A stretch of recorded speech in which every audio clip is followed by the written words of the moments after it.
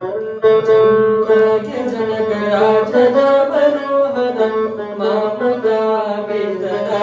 वन्दमङ्गलम् कौसलेशाय मन्दहासदा समोषणं वासवामि विमतसद्वरदमङ्गलम् चारुरूपमवेदचन्दनादिचर्चिताय तारकटकशोभिताय पूर्णिमङ्गलम् ललितरत्नकुण्डलाय तुलसीवनमालिकाय जलदसत्सदेहाय मङ्गलम् देवकीपुत्राय देवदेवोत्तमाय प्रजापजातकुर्वराय भव्यमङ्गलम्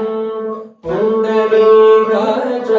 पूर्णचन्द्रनन्दनाय अण्डजावाहनाय अतुलमङ्गलम् विमलरूपाय विविधवेदान्तवेद्याय सुजनचित्तकामिताय शुभमङ्गलम् रामदासमृतहृदय तामरसनिवासाय स्वामि भद्रगिरिवराय सर्वमङ्गलम्